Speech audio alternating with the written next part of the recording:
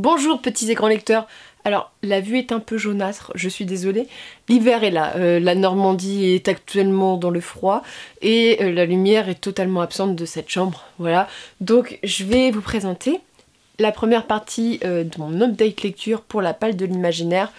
J'ai trop hâte, vraiment, parce qu'il y a des déceptions mais il y a aussi des coups de cœur et il y a des très bons livres. Donc on commence tout de suite. Comme je vous l'ai dit, le mois d'octobre c'est le mois de l'imaginaire. On met l'imaginaire en premier et donc je vais vous présenter une petite déception. Je m'y attendais, vraiment je m'y attendais. J'ai commencé, j'ai fait ah c'est pas mal et après je fais vieux soufflé, tu sais, pouf, ça s'est cassé la gueule. Je sais pas parce que j'ai pas détesté mais je trouve pas ça terrible et pour les mêmes raisons que le premier tome, c'est trop cliché. Donc il s'agit de l'aîné de Christopher Pasolini. Attention, on dirait ma prof d'italien quand elle parlait, chez Bayard. Alors Eragon, gamin qui trouve un œuf de dragon, paf, pouf, le dragon naît et oh mince, et bah je suis un cavalier dragon, je dois sauver le monde parce qu'il y a un méchant qui a un dragon et il est méchant. Waouh. C'était ça mon résumé du premier tome. Bref, je vais pas refaire un avis sur le premier tome, j'avais trouvé que c'était trop cliché, mais en même temps ça dépend d'une génération, d'une époque, après post-film Seigneur des Anneaux, la fantasy était à la mode, donc on a un peu publié n'importe quoi et mis en avant des choses très clichés. L'aîné c'est la suite, je m'attendais à beaucoup de choses, parce que en fait il y avait des nains, des elfes, je me suis dit ouais, on a du développement d'univers. Et en fait bah Eragon s'entraîne. Voilà. De quoi parle le tome 2? Non, je suis pas une blague, hein. Eragon s'entraîne pendant tout le truc. Vas-y que je t'entraîne avec ça, oh machin, je mange pas de viande, machin. Mais du genre, c'était long. Vraiment. Il fait sa vie, il veut pécho une elfe, il y arrive pas, et en même temps son dragon il est pas d'accord. Faut dire aussi qu'ils ont 100 ans d'écart. Ce que je peux comprendre, surtout qu'Eragon, je crois qu'il a 15-16 ans. Et même pas majeur, donc voilà, au lieu de penser à ces choses-là, essaye de sauver le monde, je sais pas. L'univers a été développé, mais paf, de développement. Je suis désolée, l'univers des elfes, t'as quelques éléments, mais j'ai pas trouvé ça creusé. Mais, je comprends pas en fait l'amour que tout le monde a pour Eragon. Peut-être que je suis trop vieille, peut-être que je suis trop habituée à la fantasy. Après, il y a des points positifs. Là, je pars, je suis défaitiste, mais c'est un personnage qu'on aime bien. C'est un petit bolos, mais je l'aime bien quand même, parce que tu vois qu'il a envie de combattre. Et par contre, alors la fin. Mon personnage préféré du livre est absent du livre jusqu'aux dernières pages. Et quand t'apprends qui c'est, j'ai fait on se fout de ma gueule, c'est pas possible. Hein. Parce que vraiment, on a, je veux pas spoiler, mais on a un des clichés les pires, vraiment les pires de la littérature. On est à ce point-là. C'est-à-dire que j'étais en mode. J'ai rigolé. Vraiment, du genre, je me suis moquée de la trame scénaristique. Là, on est sur un truc, j'ai fait. Les gars, non, là c'est pas possible. Donc voilà, univers pas assez approfondi, cliché, la fin, je me suis dit, un personnage intéressant, vas-y hop, vas-y qu'on te gâche un personnage. Il y a le fait que Eragon est sympa, c'est le seul truc, c'est que tu le trouves gentil comme gamin et que t'as envie de le suivre. C'est la force de ce roman. Et voilà, Saphira avec les dragons, parce que j'oublie de parler, voilà, le truc avec les dragons, j'aime bien les dragons, donc tu vois, ça va. Mais expliquez-moi les gars, hein, je comprends pas, je comprends pas. Est-ce que je suis en train de subir un A Court of Thorns and Roses? Peut-être, mais je ne suis pas la seule à pas avoir aimé ce roman. Voilà, je dois vous l'avouer, j'ai eu des petits messages sur Instagram, sur YouTube qui me disent c'est de la merde. Moi je suis pas aussi catégorique que ça, mais pour l'instant j'espère que Brisinger va être mieux. Le style, bah très jeunesse, quoi, j'ai rien à noter, ça soit que c'est très traduit. C'est un peu un vieux flanc qui a la vie un peu énervé de ce livre, mais je m'y attendais en même temps, on n'est pas sur une grosse surprise. Après ça va mieux, après on est sur des livres bien. Celui-ci, je l'ai bien aimé, c'est pas un coup de cœur, j'ai pas trouvé ça génialissime, mais il était bien, j'ai passé un bon moment. Il s'agit Le cœur perdu des automates de Daniel H. Wilson, chez Outre-Fleuve. Alors déjà, faut savoir qu'Outre-Fleuve, c'est une collection chez Fleuve de fantasy, sauf que c'est pas de la fantasy comme les autres. C'est toujours original. En fait, Fleuve a une ligne éditoriale plutôt adressé à des gens qui lisent déjà de la fantasy, et c'est toujours très original, très creusé, et pas toujours facile d'accès. Bon, c'est eux qui ont publié Guerre et Dinosaures, hein. Quand un éditeur est à décider de publier Guerre et Dinosaures, rien ne t'arrête dans la vie. Donc, ça te parle de quoi? La dernière fois, je vous avais fait un petit résumé un peu brouillon. En clair, tu as 2 trames de temps. Tu suis une jeune fille, petite fille, je sais plus trop son âge, qui a une clé autour du cou. Son grand-père, lors de la guerre, a trouvé... Voilà, c'est pas une... Je vous montre en fait ce petit pendentif que j'ai fait moi-même et que je suis très contente. Mais elle a un truc autour du cou. Son grand-père l'a trouvé sur le champ de bataille. Il dit que c'est un ange qui l'a descendu du ciel. Et donc elle va rencontrer quelqu'un qui va lui dire viens, t'es la clé un peu de l'histoire. Et en partie, tu suis 2 automates qui évoluent au fil des ans. Et donc il y a une quête d'immortalité qui m'a fait beaucoup penser à Anne Rice d'un certain moment.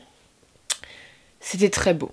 En fait, le début de la partie avec les automates m'a profondément ennuyée. Je sais pas pourquoi.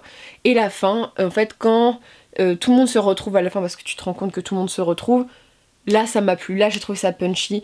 Beaucoup aimé les personnages des automates, pas trop de la fille principale, elle est assez insipide, mais c'est beau, c'est triste, c'est une très belle leçon sur l'immortalité. Ça m'a donné les côtés Terminator, je sais pas pourquoi, parce que les automates ils sont reconstruits, tout ça.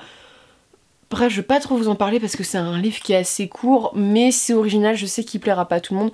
C'est de la steampunk à fond, mais je trouve que c'est de la steampunk avec un truc... Il y a aussi notre temps à nous en fait, donc c'est assez moderne, c'est un décalage. Je vous apprendrai la fin de l'histoire, le dénouement, mais c'était bien, sans plus. Un petit peu d'ennui au cours de la lecture. L'écriture s'est traduit... ça m'a pas marqué plus que ça, on va dire. Mais c'est une très belle leçon sur la mortalité, la vie éternelle, tout ça. Moi j'aime bien ce genre de choses. Après on passe à des petites lectures. Je vous présente mon coup de cœur en dernier. Mais celui-ci a été une très bonne lecture. Je l'ai bouffé en une journée. Retour Paris, Rouen-Paris. La maîtresse de guerre de Gabriel Katz. J'ai vraiment aimé ce livre, voilà. C'est l'histoire de Kaylin, je crois que c'est ça, comment elle s'appelle, oui c'est ça. Kaylin qui est dans le nord, elle est du nord. Le nord est en guerre avec le sud, voilà, et tout le monde dit dans le nord que les sudistes sont des gros cannibales, il faut faire la guerre, tout. Donc elle part faire la guerre, parce que c'est une femme, mais son père voulait un fils, bon bref, elle va faire la guerre.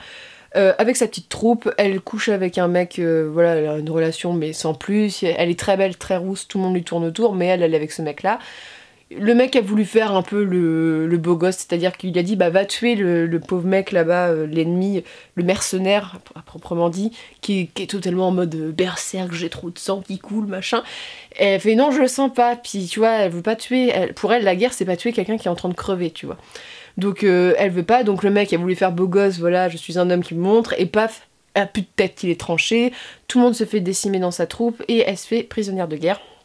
Sauf que, elle appartient à ce mercenaire qui est en réalité un mercenaire qui a beaucoup d'importance chez le Sud, il est en lien avec le sultan très proche.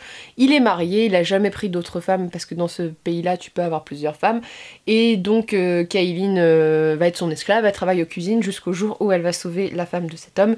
Et il va se rendre compte que cette fille en fait elle sait se battre et qui va la faire maîtresse de guerre. Histoire d'amour très sympa, c'est un homme taciturne. Si t'aimes les hommes taciturnes avec des grosses épées, t'es content.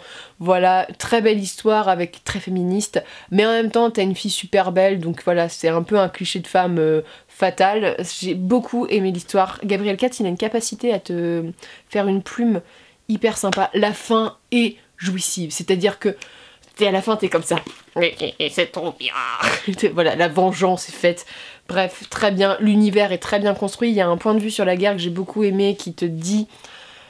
En fait, on te fait croire pendant les guerres, et c'est souvent le cas, que l'ennemi est un putain de monstre qu'il faut abattre. Et en fait, quand elle est sur place, elle se rend compte que c'est une civilisation qui est très développée, avec des gens très sympathiques, et que en fait, on les a manipulés pour faire la guerre. Voilà, et il y a un statut de femme, j'ai trouvé ça féministe quand même sur les bords, bref... Un petit bijou de fantaisie française que je vous conseille. Gabriel Katz, moi j'aime beaucoup. Je vous conseille ce livre qui se lit très facilement, qui est disponible en poche. Si vous aimez bien un peu le féminisme, vous trouverez chaussures à votre pied dans ce roman. Enfin, petit coup de cœur. Alors celui-là, je m'y attendais pas.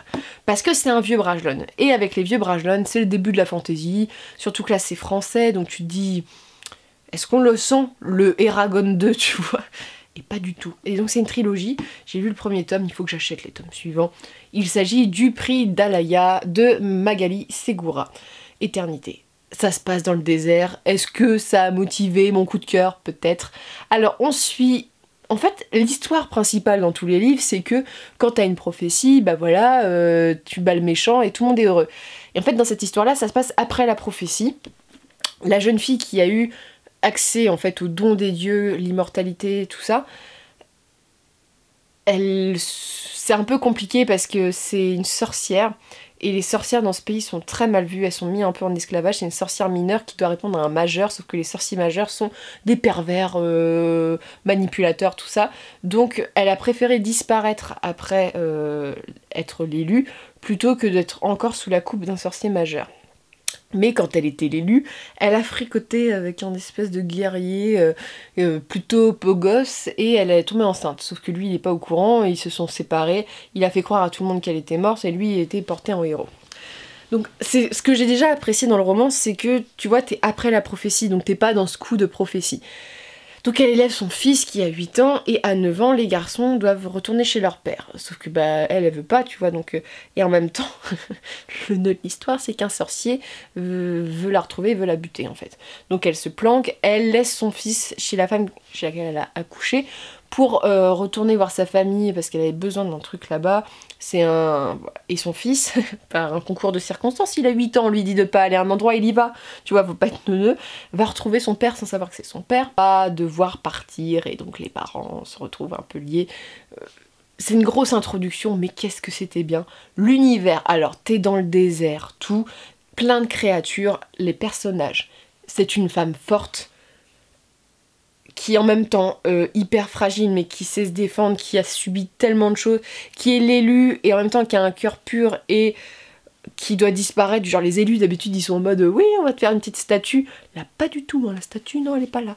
Son fils il est attachant, c'est un gamin mignon, voilà je l'aime beaucoup.